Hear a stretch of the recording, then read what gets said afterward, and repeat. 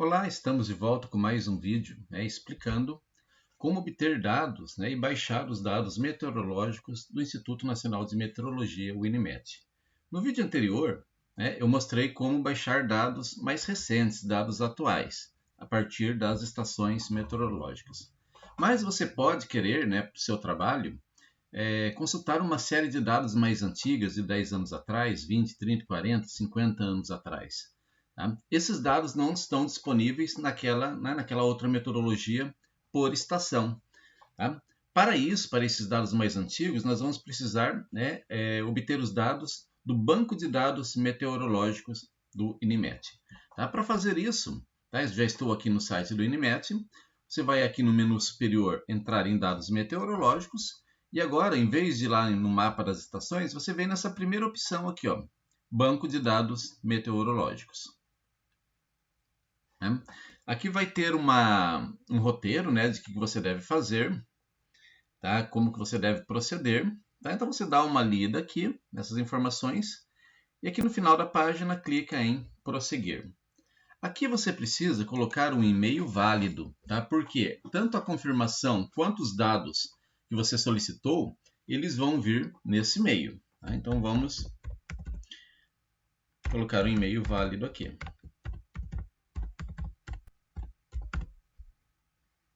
Clique em prosseguir. Tá? Agora, aqui tem que prestar atenção nessas informações aqui. No tipo de pontuação, você vai sempre colocar vírgula. Por que vírgula?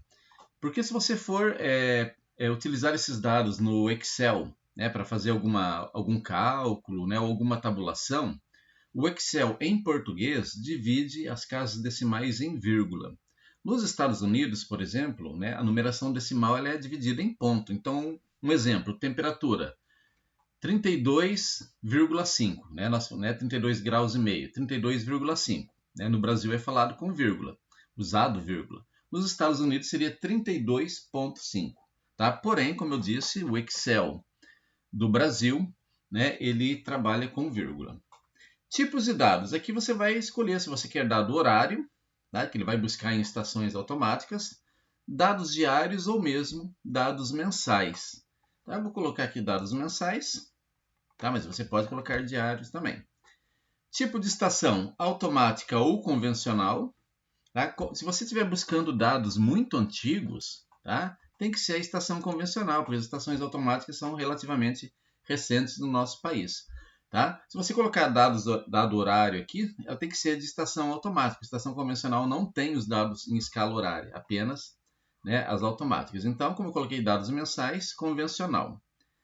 Aqui, se eu marcar país, o que vai acontecer? Ele vai listar aqui embaixo para mim todas as estações automáticas, todas as estações convencionais que tem no Brasil. Tá? Então, eu sempre marco aqui marco região. Tá? Aqui, data de início e data de fim. Como eu estou colocando aqui dados mensais, vou colocar aqui em torno de 10 anos. Então, eu vou colocar aqui 1º de janeiro. 1º de janeiro de 2000, por exemplo, tá?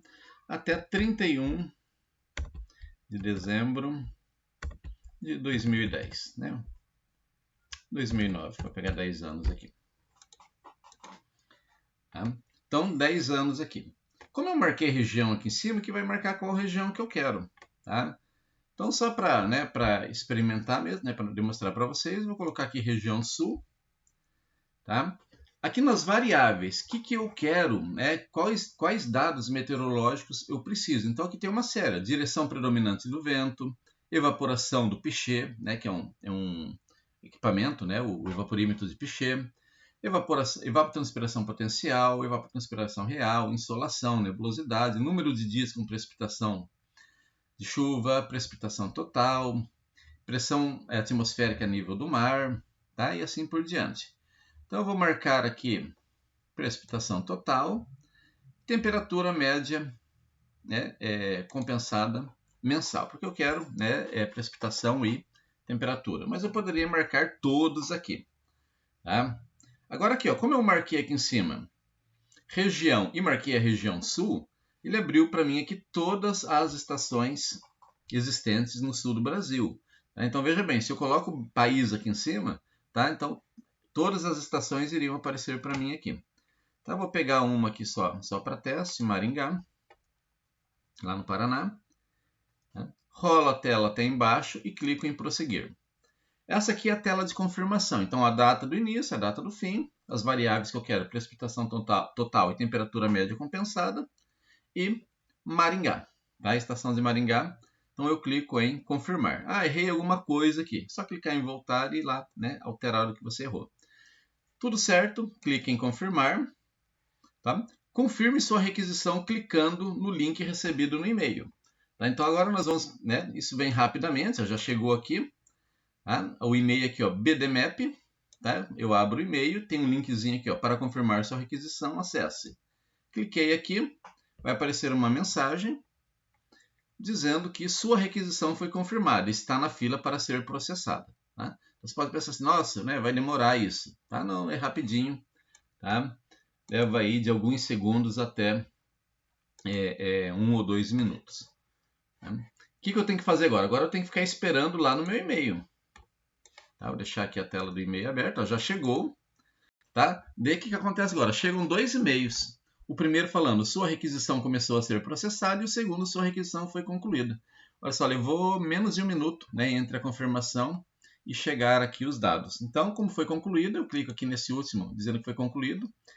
Então aparece, sua requisição foi concluída, favor acessar, daí traz o link aqui, para coletar seus dados. Os dados serão apagados em 48 horas, contando a partir de agora. Tá? Então, se você não baixar agora, vou baixar daqui 3 dias. Tá? Se você vai perder, vai ter que fazer todo o processo novamente. Clico aqui, vai baixar os dados que já está baixando. Tá? Ele vai vir num arquivo compactado. Tá? O que é um arquivo compactado? É para o arquivo ficar menor.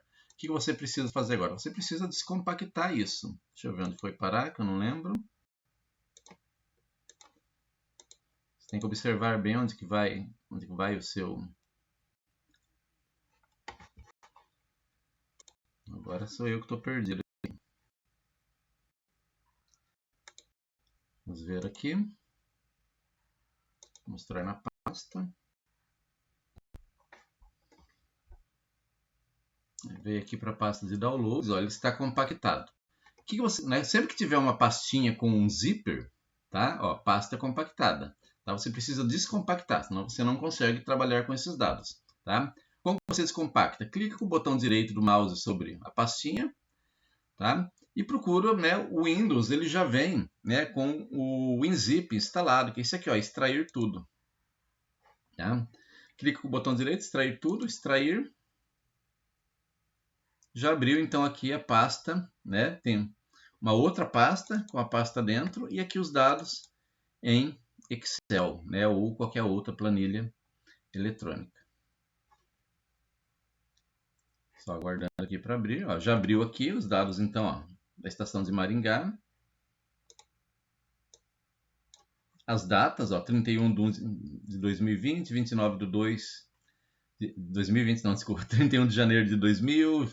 É sempre o último dia do mês. Então, janeiro de 2000, fevereiro de 2000 e assim por diante. Tá? E aqui os dados, então, né, de precipitação e de temperatura. Pode ser que apareça essa palavra aqui, ó, null.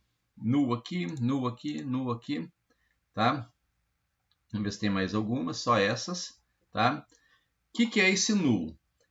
Por exemplo, aqui, ó, no mês 8 de 2000, né, mês de agosto de 2000, não foi registrada a temperatura lá na estação de Maringá. Provavelmente, né, problema lá no termômetro. Não foi registrado. E aqui, né, nos 2 meses aqui, março e abril de 2001, não foi registrada a chuva. Então, por exemplo, esse ano aqui, 2000, né, para você trabalhar com esses dados aqui, ele já vai ficar inconsistente, porque está faltando 1 mês de temperatura e 2 meses de precipitação. Tá? Existem formas, né, métodos estatísticos para se completar esses dados, tá? Mas não é o objetivo aqui desse conteúdo, dessa disciplina agora. Tá? Então, né, você já fique sabendo, se você baixar um dado e ver escrito null, é que, né, aconteceu algum problema lá no instrumento meteorológico e ele não registrou ou não foi anotado. Tá? Então agora vocês também sabem baixar ali os dados antigos, né, do banco de dados meteorológicos do INMET. Tá? Até o próximo vídeo, até a próxima aula.